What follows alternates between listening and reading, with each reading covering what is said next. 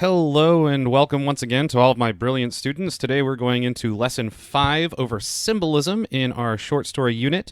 So I want to let you know that in this lesson you will be learning about identifying and explaining the use of symbolism in short stories. By the end of this, you are going to be symbolism masters, and you will be able to identify those symbols and with great confidence be able to tell me what they mean. So without further ado, let's go ahead and jump right into it. A symbol is something that has a deeper meaning than what its surface meaning suggests. So a symbol can take on various forms. It could be a person, it can be an object, it can be a situation, it can be an action, it can even be a setting, it can be something that occurs over and over again. As long as it's something that conveys multiple meanings beyond just the obvious literal meaning. One of the easiest things that I can think of whenever I am talking about symbols is the American flag. The American flag is just that. It is a flag. It represents itself. Hello, I am a flag. But it represents more than that, doesn't it? What else does it represent? That's right, it represents America itself. So, while a symbol has a concrete, literal meaning, the idea it communicates is often abstract, right? It's something we can't touch because it exists solely in our thoughts. So, I have a few common symbols here, and my question for you is, what are some of the popular symbols that you know of, beyond maybe just these? What do the following oftentimes represent? For example, I have over here a big red rose, right? I have also a skull or a dove with an olive branch, right? So what do those typically, to you, oftentimes represent, and what other symbols can you think of that are oftentimes represented in your culture or in your life? I'll give you guys a couple of seconds to think about that or for us to discuss it in class, and I'll go ahead and I'll move on here in a moment. So, moving on. After our little discussion about symbols, or after you kind of thought through what symbols might mean, I want to go ahead and delve a little bit more into the different types of symbols. You have one type, and this is universal symbols, okay? This is overarching, like very, very oftentimes cultural symbols, and they are general ideas that are familiar to people within a particular culture. So these symbols also occur quite extensively in literature, and in those cases, the writer assumes that the reader is familiar with the symbolic meaning. Okay, I'll just give you an example from Western literature or European literature and some Middle Eastern literature, is that a cross, like a crucifix, right, is not always representative of a Roman torture device, right? What is it representative of? Christianity, right? In a similar vein, eggs are often considered a symbol of rebirth, whereas night, with its vast darkness and its unknown mysterious properties, is often a sign of death. The weakness in cultural symbols is that they are oftentimes just that. They are cultural, okay? Cultures can be different, and they can apply different meanings to certain ideas and objects. You see symbolism oftentimes in certain colors, right? So whereas one culture might consider white to be something that is pure or innocent, okay, oftentimes another culture might look at the color white and they might not necessarily think that it's pure or innocent. They might apply a different meaning to it, right? Just using those colors, you can see how cultural symbols are just that, and so they are just they are not truly universal in the sense of the word. And so I like to use the word cultural symbols because that is their limitation, okay? That is the boundary to which they go. All right. And so just because an egg might be an egg in one culture, an egg might not mean that in another culture. So that's just something to keep in mind. All right. Much of what we read in the United States, because we are what is known as a Western nation, that means that our philosophy was based on Western philosophy, aka Greek philosophy, aka Aristotle, Socrates, and Plato. Okay. And so because those things are based in that, we are known as the West. And so that is the reason why, if I refer to Western culture, that's what I mean. And so a lot of the things that we read ends up being Western culture and having that kind of root that's inside of it. You probably never knew that we are actually based almost entirely on Greek philosophy, did you? Right? It's one of those things that I wish we taught a little bit more in school, and maybe if you're nice to me, I'll be able to talk to you a little bit more about some Greek philosophy in class.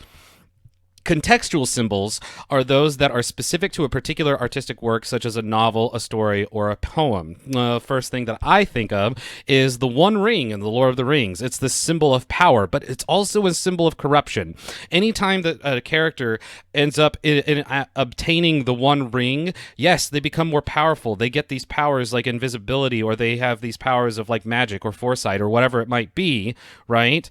But whenever they do use the ring, it begins to corrupt them, aka Gollum, who ends up being fully corrupted by the ring and like falling further and further away and losing more and more of his humanity, right? Now, if you use the One Ring, and if you try to take a ring, that symbol, and say this just represents power and corruption, and then you try to move that into another story, like if you moved that into the Avengers, right? That's not what it means. You see what I mean?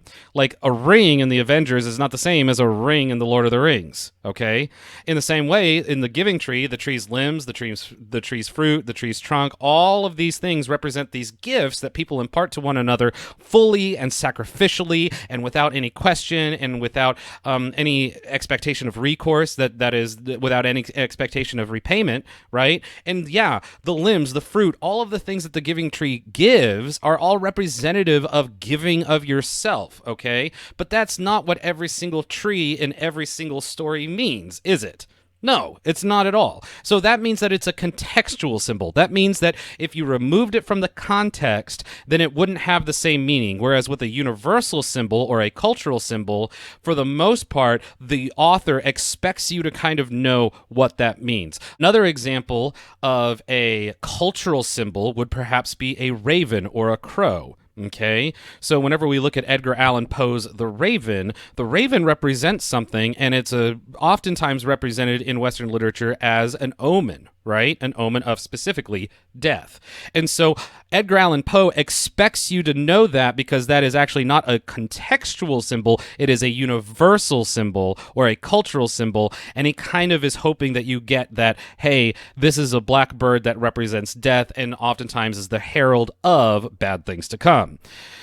So, as authors use symbolism to allow a story's meaning to resonate on multiple levels, oftentimes symbols highlight the themes of the story, underscoring their importance by making them more accessible to or notable to their readers.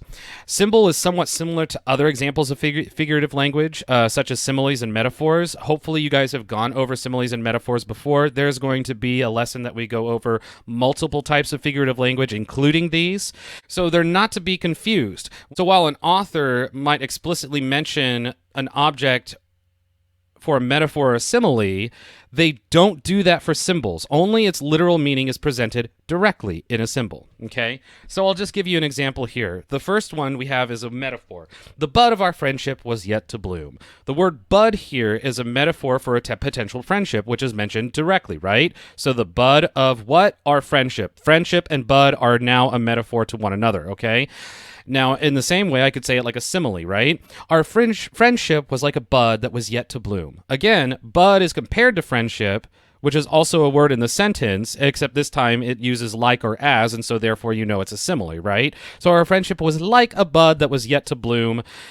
It's directly stated right there. Friendship and friendship and bud are directly linked, and so therefore you know that this is a metaphor or a simile. But whenever an author uses buds as a symbol, you won't see friendship. Okay? You'll have to find a way. You'll have to use your critical thinking skills to see what the meaning of those buds are, because he's not going to tell you what that symbolizes directly, okay? You'll have to figure that out for yourself. So, unlike a simile or a metaphor, a symbol does not need to contain a comparison. It's an independent object or event that stands for something greater than itself. And through this process of association, you can determine what a symbol might represent. So to connect symbols to meaning, readers have to pay attention to patterns. You have to look for things within the text. One of the most prominent ways in which authors bring out symbolic meaning is through repetition. When an author repeats a symbol, that symbol becomes a motif. We've talked about that before, and that is simply an idea that recurs in a given piece of work over and over and over again, right? So you can have a symbol like the raven that occurs over and over and over throughout a work, and then it's going to become a motif, and that bird, that raven who represents death, is going to be a symbol that carries the theme of death along with it. You see how that works? I don't mean to say that in a confusing sort of way. Just know that authors can sometimes, whenever an author repeats something, that is usually them trying to tell you something is important, okay? So, today you will be practicing, and you're going to be practicing by reading a short story called Thank You Ma'am by Langston Hughes. You'll need to closely examine, identify, and describe the different symbols throughout the story. As you're reading the story, I want you to look for recurring objects, events, or ideas that might constitute the motifs of the story. You could try jotting down some of those elements that you think might end up being motifs, and if you did that beforehand, I would just get out a piece of paper, or I would just kind of like make a note to yourself, oh, okay, this keeps coming up, this keeps coming up, this keeps coming up.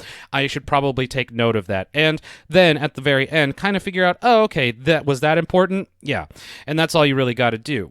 So once you've located them, you start probing into what they might symbolize. You look at the parts of the story where a given motif, or like an object, like perhaps, I don't know, blue suede shoes, recurs, and examine examine those descriptions. And then if you can find something interesting about how the author presents a literal object that might be a symbol, you check for those implications. Okay, you see how is that object significant to the characters? How is that object significant to the story?